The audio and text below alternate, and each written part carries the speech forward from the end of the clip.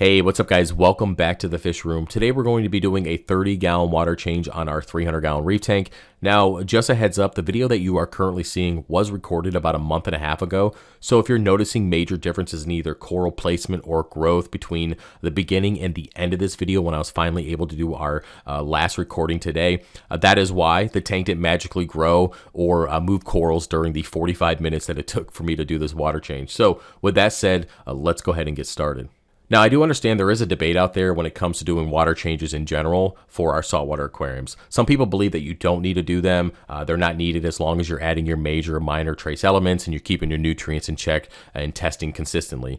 Now, for me personally, I like to do water changes. For one, I just feel like adding some clean water to the tank is always good. There's some elements that we are not testing for that's in our salt, and having those water changes is going to replenish some of those outside of our dosing. The major reason why I actually do water changes is to remove detritus. And if you've been here for a while, it's kind of a consistent theme for me having a bare bottom tank. Detritus builds up in dead spots. You can't have flow everywhere in a tank regardless of how many power heads you have.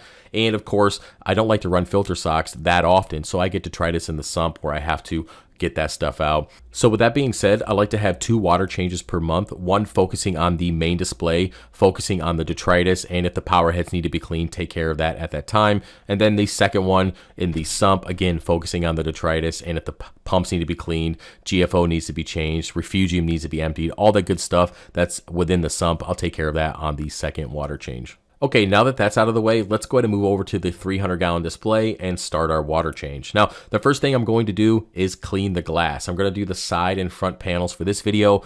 Just a heads up, I have done the back glass, and I tend to do it every 6 months or so, depending on how dirty it gets. Sometimes I get a little bit of algae back there, so I'll clean that off, allowing some coralline to kind of replace it, because I'd rather have it be coralline on the back glass opposed to some green algae that the tangs are always picking at. But either way, we are going to clean the front and side, and I do use a couple different methods. I actually have 2 magnet cleaners here. The only reason why I'm using 2 at the moment is because they both semi-work, and because they both semi-work because they're kind of getting worn out, I need new blades. If I use them both on the glass, I actually clean the whole glass better than just using the one. So with that, I'm going to clean with the magnet float. Get that stuff out of there, and then I'm going to come in with the razor blade. It's the glass cleaner that I have on my website. I get in there, get all that algae that's at the very top that I can't get, also work around the silicone and the pumps and all the stuff that I can't access with the magnetic glass cleaner. Okay, once I'm done with the glass cleaning, it's time to get in there and turkey base the rock structure. Now, one thing that I've realized is even with 2 MP40s and adding the wave pumps, or even having the J-Bows and extra pumps in that tank, you still have dead spots. It's just the way it is. So one thing I like to do is get in there with a turkey baster and clean off the rock structures. I blast every coral, I blast all the nooks and crannies of the rock structure, get into the zoas, the LPS, all that kind of stuff, and just get as much of that detritus up and into the water column, and at least to the bottom of the tank where it can be siphoned out. Now, just a heads up, you do want to start from the top and work your way down, because the last thing you want to do is start from the bottom and get up to the top and then just kind of blast that all over the rock structure again and then have to do it all over. So start from the top, work your way down, get the detritus out, at least again up into the water column or at the bottom of the tank where it can be cleaned up. Now, just a real quick pro tip for you guys. If you want to bypass the turkey baster and go directly to something like a MaxiJet 1200 or even like an extra J-Bow pump or power head that you have laying around, those work great when it comes to removing detritus. I've done it in the 300, I've done it in the 125, I've done it in some of my smaller tanks. They work really well. Just a heads up, don't be blasting stuff like torts or going directly really close to like hammers and frog spawns and stuff like that. They might get really pissed off at you.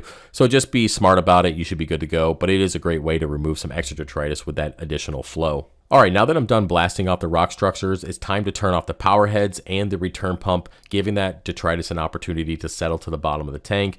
Now, while we're waiting, I am going to wheel over my 55-gallon drum, which has a 30-gallon mark on the side of it telling me to stop pulling water out of the display tank.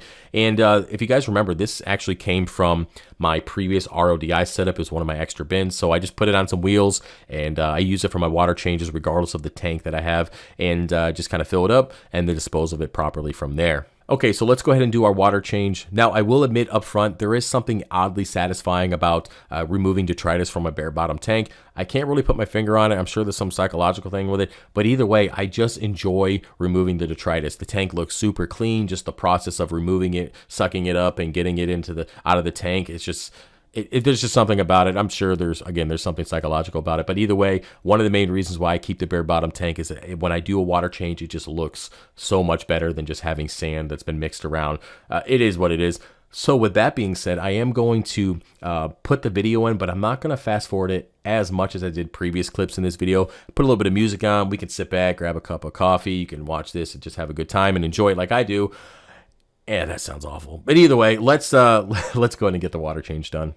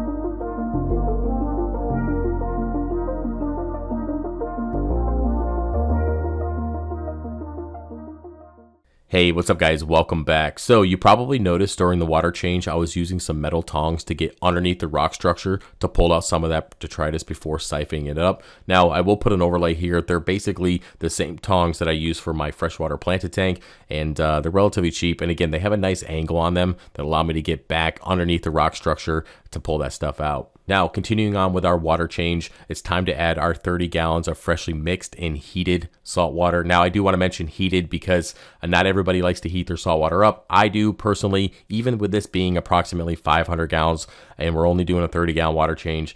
It's still something I like to do, try to get as close to 78 degrees as possible, just because consistency is key, and I like to keep my fluctuations as minimal as possible. Now, with that, the salt that I like to use is the Fritz Blue Box. Now, they don't pay me. They're not a sponsor of the channel. They don't give me any free salt. It's just a salt that I kind of started using back on the 125 when I was trying to figure out what I wanted to do with that tank salt-wise, and I've been pretty successful with it, so I just continued using it here on the 300-gallon Reef.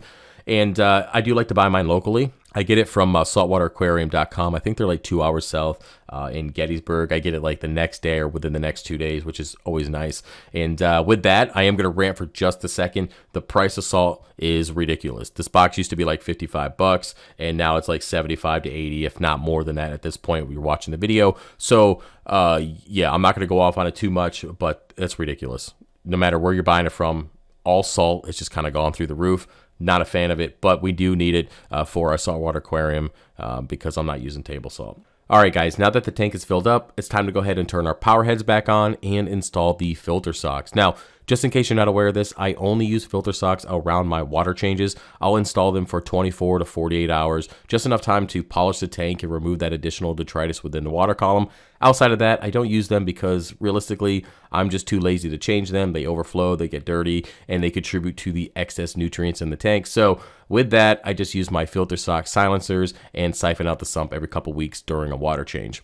Well, guys, that's pretty much it for the video, so I'm going to wrap everything up here. And remember, water changes don't need to be complex. They just need to be consistent. All right, so keep your water change schedule consistent and get it done, and you'll be okay. So with that said, if you have any questions, feel free to put them in the comment section. If you want to support the channel, head over to fishofhex.com. Have a bunch of coral from the 300 up for sale and 3D printing. There's always sales and promo codes on the website. You can check them out. Until next time, I'll see you guys later. Peace.